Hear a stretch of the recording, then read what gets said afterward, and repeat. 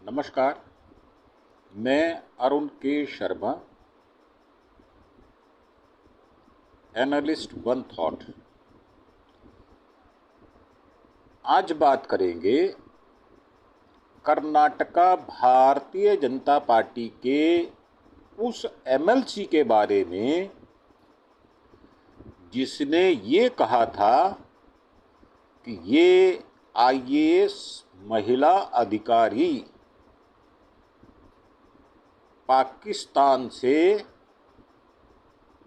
आया हुआ लगता है और उनको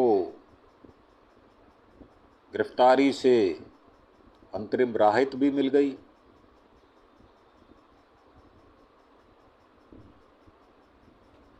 अब कलबुर्गी की डिप्टी कमिश्नर, मैं जो नाम ले रहा हूं उसको आप ध्यान से सुनना, क्योंकि वो नाम आपको चौंकाएगा भी। फौजिया तरन्नुम, जो हमारी बहुत ही संभ्रांत महिला हैं, क्योंकि उन्होंने आईएएस का एग्ज़ाम देकर पास किया, अपनी मेहनत के बल पर वो डिप्टी कमिश्नर बनी हैं। उनके बारे में अपनी टिप्पणी से विवाद पैदा करने वाले कुत्सित विचारों के ऐसे गटर छाप भारतीय जनता पार्टी का एमएलसी रवि कुमार ने अब माफी मांगने का काम किया है। और भारतीय जनता पार्टी का एमएलसी एम रवि कुमार ने सोमवार को अपने खिलाफ दर्ज एफआईआर को रद्द करने के लिए अदालत का रुख किया। उनके वकील एम विनोद कुमार ने कहा, कर्नाटका उच्च न्यायालय ने गुरुवार को Bharatiya Janata Party MLC N Ravi Kumar की गिरफ्तारी से अंतरिम संरक्षण प्रदान किया, जिन पर यह टिप्पणी करने के लिए मामला दर्ज किया गया था कि एक मुस्लिम आईएएस अधिकारी जिसने कांग्रेस के विरोध प्रदर्शन के दौरान भारतीय जनता पार्टी नेता के पक्ष में काम नहीं किया, वह पाकिस्तान से आया है। दिमाग में दही, दिमाग में कूड़ा, दिमाग में मल जिन भारतीय जनता पार्टी के संस्कारी पदाधिकारियों को प्राप्त होता है, वैसा विलक्षण प्रतिभा और कोई नहीं पा पाता। और वो कहता क्या है, कुत्सित विचारों का एक ऐसा वाहियात और नीच प्रकृति का आदमी कि ये जो अधिकारी है ये कांग्रेस की फेवर करती है। मुझे लगता है ये पाकिस्तान से आई हुई है। तो रवि कुमार के वकील ने एम विनोद कुमार ने बताया कि रवि कुमार ने सोमवार को उनके खिलाफ दर्ज एफआईआर को रद्द करने के लिए अदालत में याचिका दायर की थी। अवकाश पीठ ने राज्य सरकार और मामलों में शिकायतकर्ता को नोटिस जारी करने का आदेश दिया था और इस मामले की सुनवाई 6 जून को तय की थी। राष्ट्रीय अखंडता को नुकसान पहुंचाने, धार्मिक भावनाओं को आहत करने वाले, जानबूझकर बयान देने और SC/ST समुदाय के सदस्यों के खिलाफ अत्याचार करने के आरोपी भारतीय जनता पार्टी एमएलसी ने बुधवार को विशेष अदालत द्वारा अग्रिम जमानत नहीं दिए जाने के बाद हाई कोर्ट का दरवाजा खटखटाया था। विशेष अदालत शुक्रवार को अग्रिम जमानत याचिका पर सुनवाई करेगी। एमएलसी ने भारतीय न्याय दंड संहिता की धारा 197, 224, 299, 302, 351 और 353 तथा SC/ST अत्याचार निवारण अधिनियम की धारा 3A/R के तहत दर्ज मामलों में जांच पर अंतरिम रोक लगाने की मांग की थी। अब कलबुर्गी के एक सामाजिक कार्यकर्ता दत्तात्रेय इकलाकी ने सोमवार को रवि कुमार के खिलाफ पुलिस में शिकायत दर्ज कराई थी। शिकायत में उन्होंने कहा था कि कलबुर्गी की उपायुक्त फौजिया तरन्नुम शायद पाकिस्तान से आई हैं और एमएलसी ने कांग्रेस मंत्री प्रियांक खड़गे और दलित समुदाय के खिलाफ कथित टिप्पणी की थी। मंत्री इसी समुदाय से आते हैं। 25 मई को सोशल मीडिया पर वायरल हुए वीडियो में भारतीय जनता पार्टी एमएलसी को कथित तौर पर यह कहते हुए सुना गया कि कलबुर्गी में डिप्टी कमिश्नर कार्यालय अपनी स्वतंत्रता खो चुका है। अब ये कैसा विचार है जो ये कहा जा रहा है कि वो अपनी स्वतंत्रता खो चुका है, और इसका पता उस बददिमाग वाहियात निर्लज्ज एमएलसी को पता किसने दिया, उसका भी अंदाजा लगाया जा सकता है। क्योंकि भारतीय जनता पार्टी के शीर्ष नेतृत्व स्वयं ही इस प्रकार का हिंदू मुसलमान का एजेंडा चलाते हैं। स्वयं नरेंद्र मोदी हिंदू मुसलमान करने का सबसे बड़ा अपराधी है।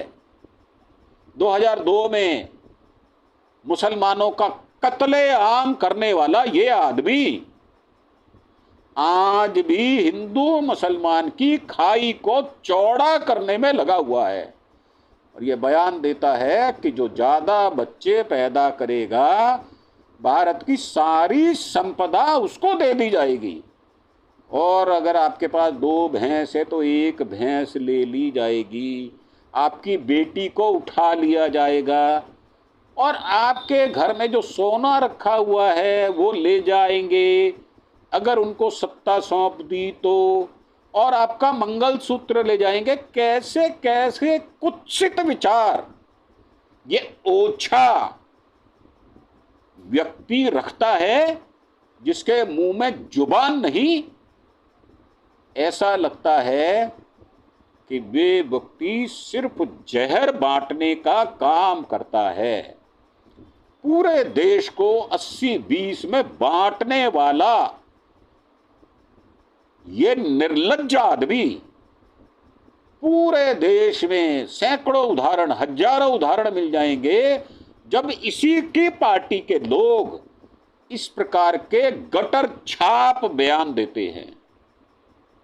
रवि कुमार ने 24 मई को भारतीय जनता पार्टी के विरोध प्रदर्शन के दौरान कहा, डीसी मैडम उनकी यानी खड़गे परिवार की बातें सुन रही है, मुझे नहीं पता वह पाकिस्तान से आई है या यहाँ की आईएएस अधिकारी हैं। आपकी तालियों को सुनकर मुझे लगता है, क्योंकि चाटुकार ताली बजा रहे थे, वह पाकिस्तान से आई होंगी।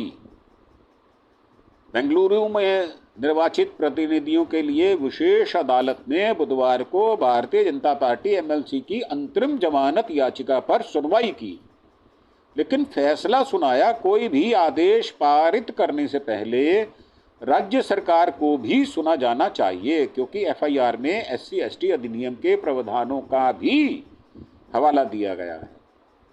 भारतीय जनता पार्टी एमएलसी ने कहा कि उन्होंने आईएएस अधिकारी के खिलाफ में की गई टिप्पणी के लिए माफी मांगते हैं, अर्थात उन्होंने टिप्पणी तो की है परंतु वो गलत हो गई, पकड़ी गई। उसके लिए अगर पकड़ी ना जाती तो वो हो सकता है वो उसको ठीक मानकर चलते रहते। जैसे कि विजय शाह, एक ऐसा व्यक्ति जो पहले ही जहर बांटता हुआ पकड़ा गया और जिसने कहा कि ये जो महिला अधिकारी है ये आतंकवादियों की बहन है, और वहां पर जगदीश देवड़ा जो कि मध्य प्रदेश के डिप्टी चीफ मिनिस्टर हैं, उन्होंने कहा कि पूरी सेना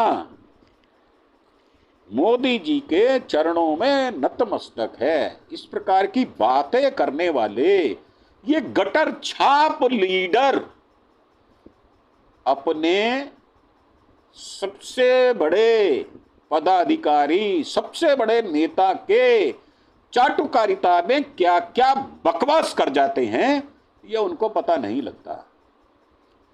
अब भारतीय जनता पार्टी के प्रदेश अध्यक्ष BY विजेंद्र ने भी कहा है कि रवि कुमार ने इस घटना के लिए माफी मांग ली है। उन्होंने कहा यह एक बंद अध्याय है। अब उन्होंने अपनी तरफ से ही इस अध्याय को खोला और अपनी तरफ से ही इसे बंद अध्याय की संज्ञा भी दे दी।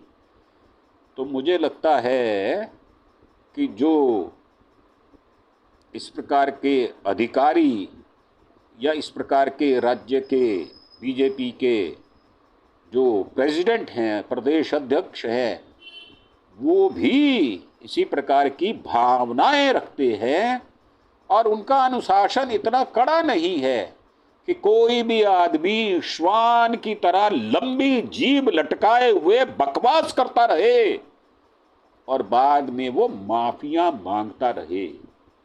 ये इनके चाल चरित्र चेहरे को उजागर करता है और जो इनका दोहरा तिहरा चरित्र है उसकी भी पोल खोलता है। आम सामान्य महिलाओं को भारतीय जनता पार्टी सिंदूर बांटने का कुत्सित काम करने जा रही है।